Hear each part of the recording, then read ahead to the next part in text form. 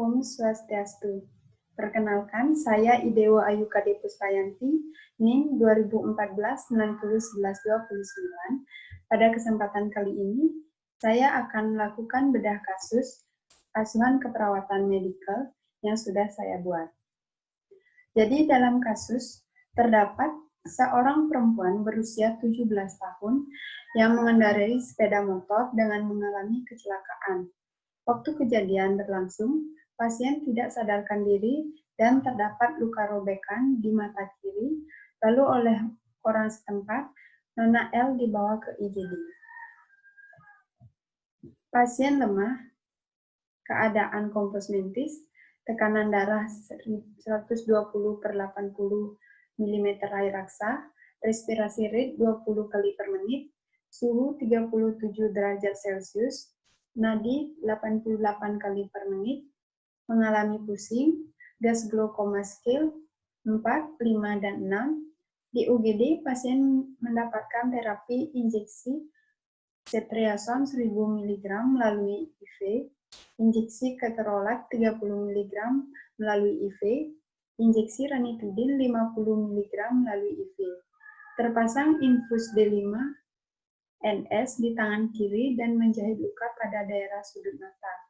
Pasien didiagnosis mengalami cedera kepala ringan. Pasien kemudian dibawa ke ruangan flamboyan dengan keadaan umum, pasien lemah, ada luka di mata kiri, kaki kiri dan tangan kiri kanan. Pasien menggunakan infus D5 NS pada tangan kiri dengan faktor tetesan 21 tetes per menit, DCS 4, 5, dan 6, tekanan darah 120/90 mmHg, nadi 86 kali per menit, respirasi rate 21 kali per menit, suhu 36,9 derajat Celcius.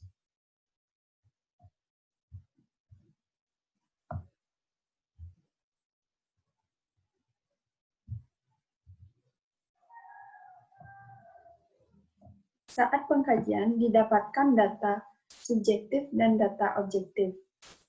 Pada data subjektif, pasien mengatakan pusing, pasien mengatakan nyeri pada luka.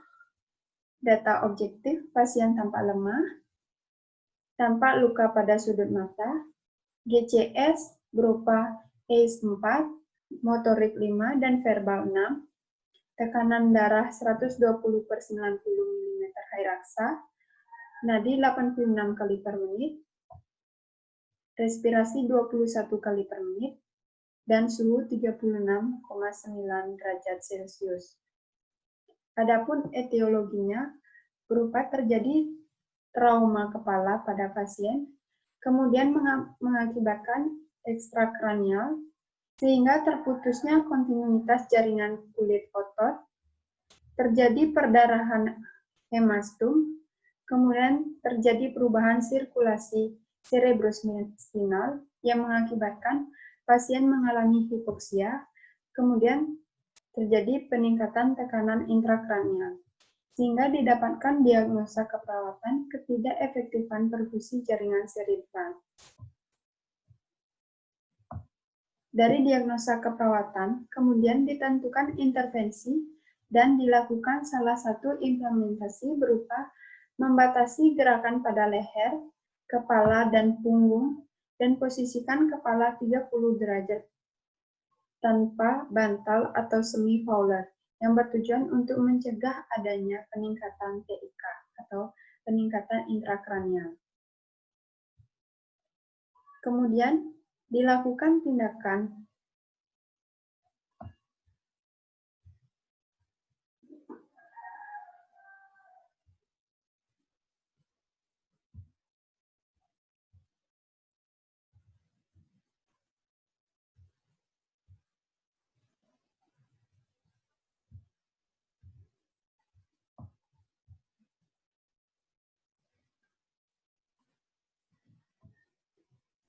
dilakukan tindakan berupa strategi pelaksanaan dan strategi komunikasi dalam tindakan keperawatan atau SPSK.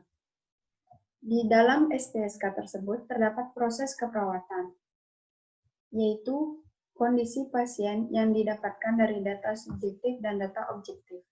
Data subjektif, pasien mengatakan pusing, pasien mengatakan nyeri pada daerah luka.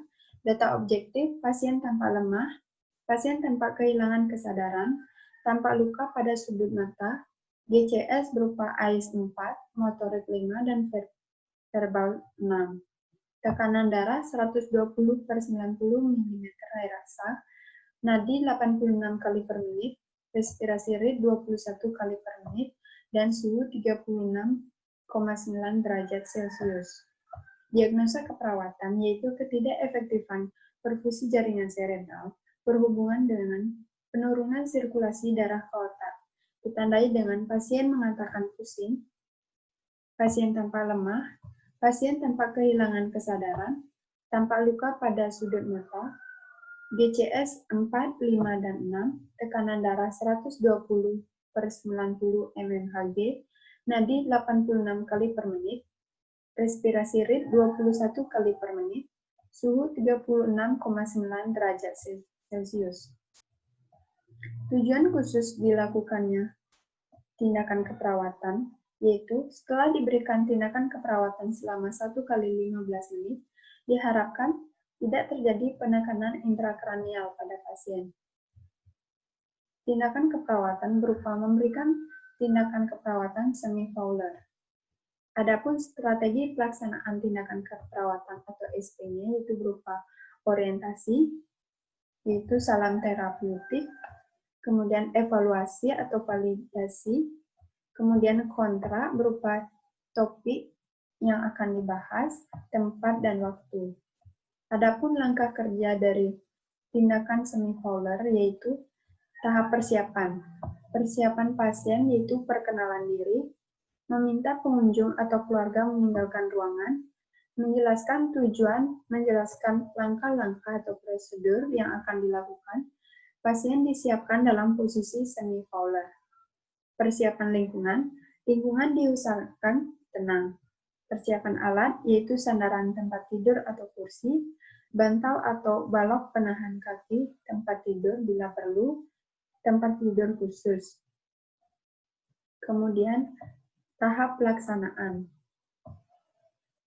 Pasien dianjurkan untuk duduk atau dudukan pasien dengan nyaman, sandarkan punggung atau kursi diletakkan di bawah atau di atas kasur, di bagian kepala, diatur sampai setengah duduk dan dirapikan. Bantal disusun dan menurut kebutuhan. Pasien dibaringkan kembali, pada ujung kakinya dipasang penahan. Kemudian yang kedua, pada tempat tidur khusus atau functional bed, pasien dapat tempat tidurnya langsung diatur setengah duduk. Di bawah lutut ditinggikan sesuai kebutuhan, kedua lengan ditopang dengan bantal. Kemudian pasien dirapikan dan tempat tidur pasien dirapikan. Tahap terakhir yaitu evaluasi perasaan pasien, bahwa pasien tersebut merasa aman ataupun nyaman. Kemudian kontrak waktu untuk kegiatan selanjutnya dan dokumentasi. Evaluasi subjektif didapatkan. Pasien mengatakan lebih lega dan tenang. Pasien tampak kooperatif mengikuti tindakan yang dilakukan. Rencana tindak lanjut yaitu memonitoring TTV dan membatasi gerakan pada leher, kepala, punggung, dan posisikan kepala 30 derajat.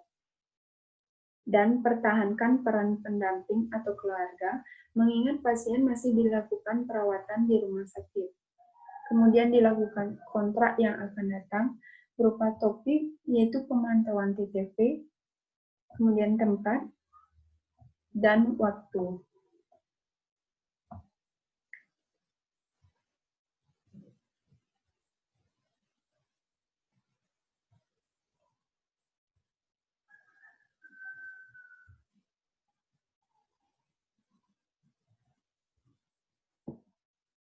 Sekian presentasi dari saya. Terima kasih sudah menonton video ini. Om Santi Santi Santi Om.